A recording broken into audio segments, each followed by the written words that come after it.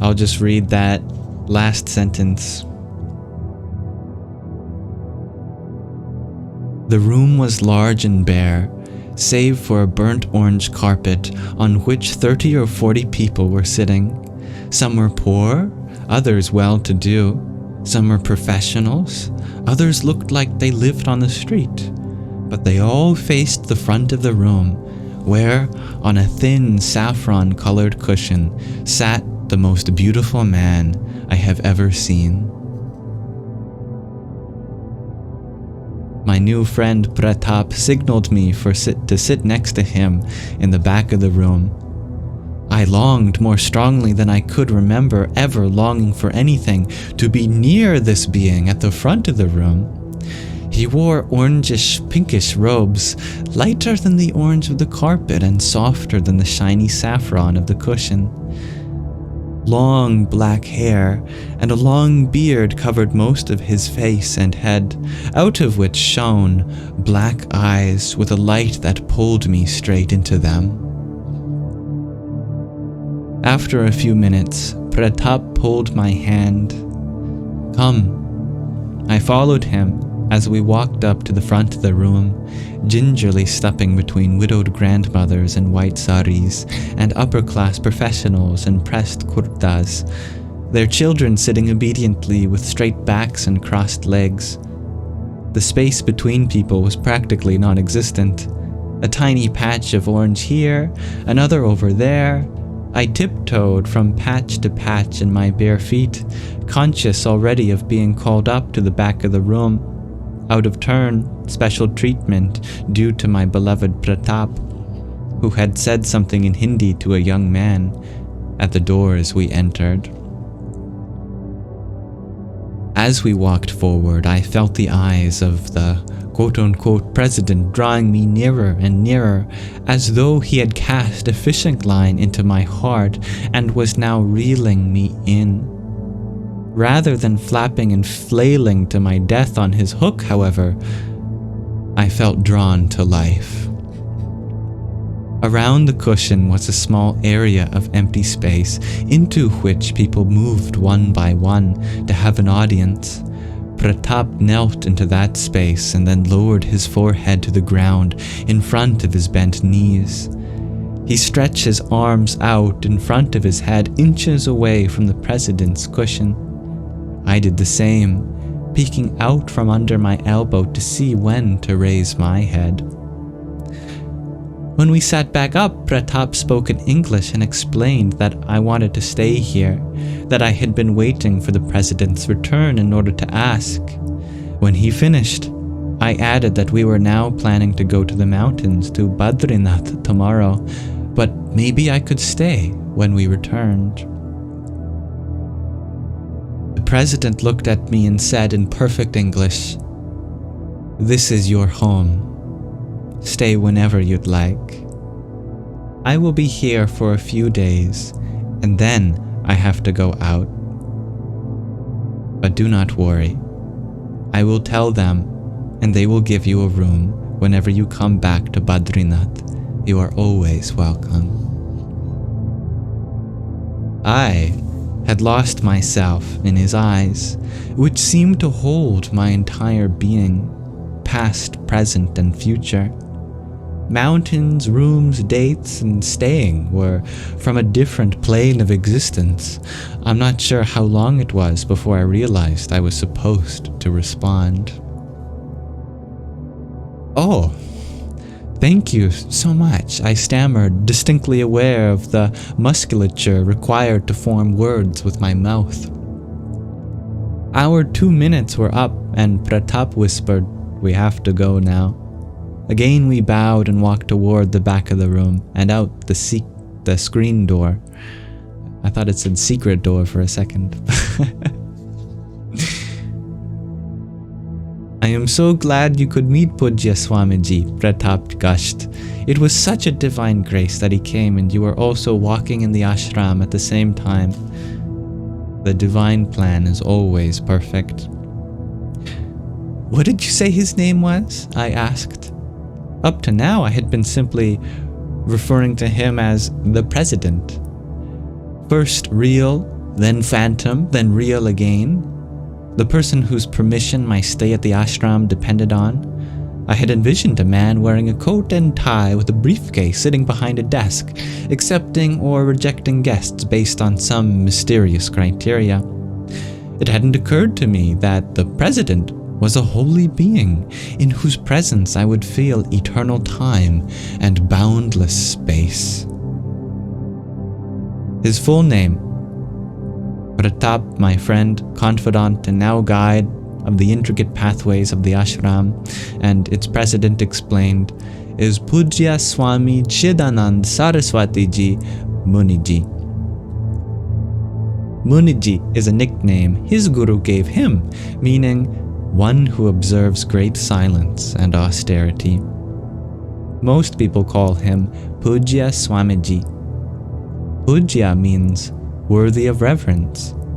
If that's difficult, just say Swamiji. That is also okay. Wow, was all I could say. A few moments later, when my breath returned, I added, I didn't realize he was such an incredible being. This wasn't at all what I had expected. Pratap smiled. Ah, yes. Pujya Swamiji, we are very blessed here to have his darshan every day when he is here. People from around the world long to meet him. He travels to every country and has many, many followers. He has built temples around the world to spread the glory of our heritage. He has been in the United Nations. Pratap's chest puffed up perceptibly as he spoke about the president's accomplishments. People wait their whole lives to have a moment with him, and we are blessed to see him every day. We sat outside the president's darshan room on lime green benches. I hadn't noticed this area before, but now that the president had returned, it was a flurry of activity. Young men raced in and out, no less serious than Wall Street brokers. Every few moments, another person or group would emerge from the screen door, all of them smiling as though some great burden had been lifted. Many people would inquire in Hindi of one of the young men and, on receiving a response, enter the room. Even without understanding the language, it seemed clear to me that they were asking whether he was back, and everyone wanted to see him. Why had no one told me I was waiting for one of India's most revered religious leaders? I berated myself for imagining a businessman and nearly missing the opportunity to meet him. I vowed, at least in India, to always be patient, for it was clear I had no idea what was coming, when, or from where. I practiced saying, Pujya Swamiji, Pujya Swamiji, as streams of people entered and left the room, like meandering streams joining with a great river, replenishing, then branching out again to irrigate individual fields and lands. Finally, I rose and said to Pratap, "Thank you so much for taking me to meet him. I'm so glad to have permission to stay here. We are leaving early tomorrow morning. I'll let you know as soon as we get back, and I'll come and stay here." Pratap smiled and jiggled his head, right, left, and right again, in the way only Indians can. It means, sure, no problem. Then I watched him walk down the path alongside the hall, where soon I would sit from 5 to 6 o'clock every morning for prayers, then back to the temple complex. I turned and walked toward the iron water pump in the center of the ashram complex, midpoint between the small road in front alongside the Ganga River and the small road in back that connects the back gates of all the ashrams lining this stretch of Swargashram village. I turned right at the water pump to head back to our hotel, where I would tell Jim, my husband, the great news of what happened. We could stay here after our trip to Badrinath. He was not looking for a guru, and fortuitously, I had found one for both of us. But the moment my body turned right, I couldn't take another step. My feet were stuck to the ground. I looked down. Had I stepped in anything? Indian chewing gum that had welded my bare feet to the concrete pathway? There didn't appear to be anything on the ground. Invisible crazy glue then? What was it? Something was holding my feet to the ground. They wouldn't come up no matter how hard I contracted my leg muscles to raise them. I scrunched my toes to see if I could feel something on the ground, but it felt just the way the concrete always does. Warm and smooth, certainly not like chewing gum or crazy glue. Oh my God, I realized. I've contracted some horrible disease. One of my vaccinations didn't work, and I've lost the use of my legs. I must have polio or tetanus or Ebola or some other disorder that is slowly eating away my muscles and nerves. Oh God, please help me. As I flailed my arms, trying unsuccessfully to extricate my feet from the ground, a wave of calmness suddenly washed over me, and as the wave descended, it drew the energy from my eyes, which had widened in fear, and down into my abdomen. After a few breaths, I calmly realized that fatal illnesses probably don't come on like this. Suddenly, with no pain, no other symptoms, no warning, no infection or fever. Still not convinced, but calmer, I tried to think of other explanations. Maybe my legs had gone to sleep. We'd sat on the floor in Pujya Swamiji's room for a while, and I wasn't used to sitting on the ground. Maybe it was a delayed reaction and my legs had fallen asleep.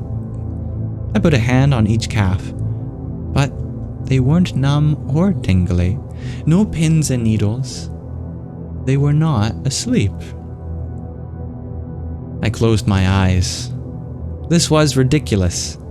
Normal, educated, scientific, healthy American students do not get themselves stuck to the pavement in an Indian ashram.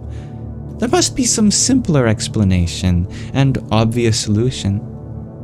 I visualized the motor cortex in my brain, right for my left leg, left for my right leg, communicating with my cerebellum as acetylcholine was secreted into my synapses.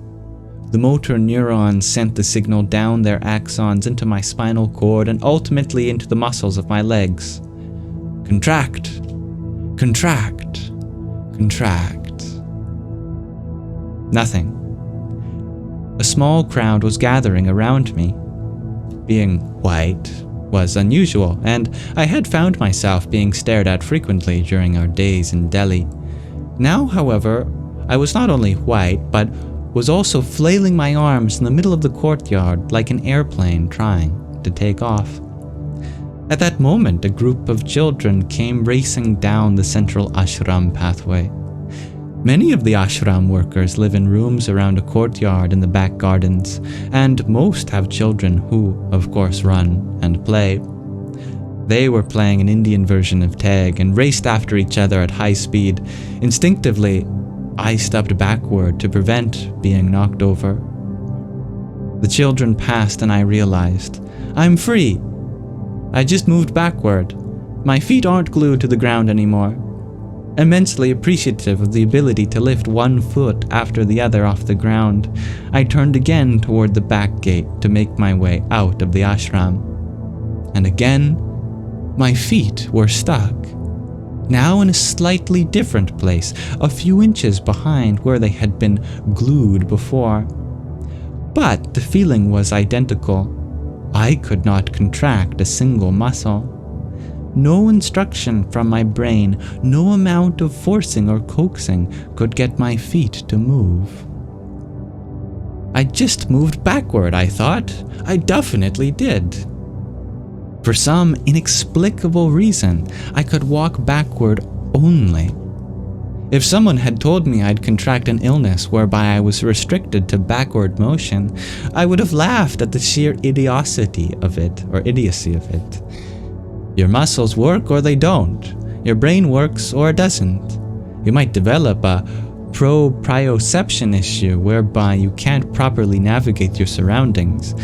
But to be able to walk backward but not forward is absurd, unheard of, and medically impossible. But it was true. I had such a disease. Okay. With my feet still seemingly glued to the floor, as I had no other option, I swung around and shifted my weight so I now faced Pujya Swamiji's area. With my back to the ashram's back gate and the hotel just past it, I'll just walk out of this ashram backward, I thought, not at all distressed at the idea and actually feeling proud at having successfully diagnosed my weird Indian ailment. But no. As I leaned back and tried to pick up my feet to follow the rest of my body, they wouldn't come. Neither of them. They would not budge. The crowd around me was growing, and I tried to ignore them.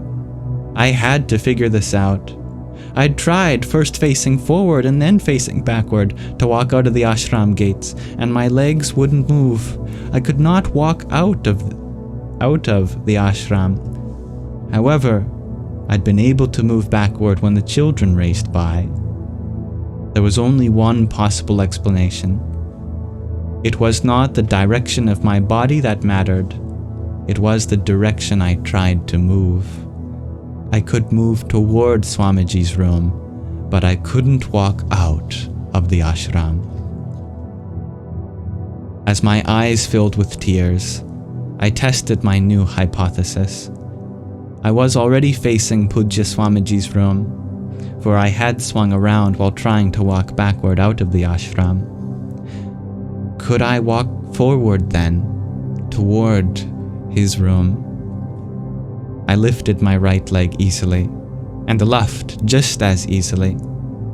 As though walking on the beach in footsteps already imprinted in the sand, I walked back toward his meeting room.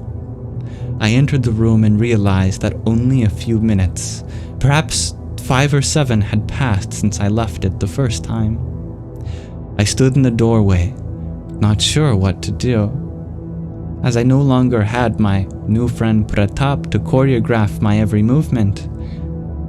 Pujya Swamiji was surrounded by a family, parents, a white sari-clad grandmother, and 2 young children who sat stiller than I'd ever see kids sit.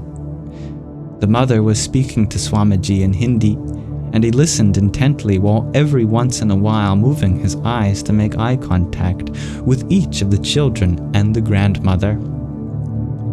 And suddenly, gently, he lifted his gaze from the family to me, standing by the door. "Yes?"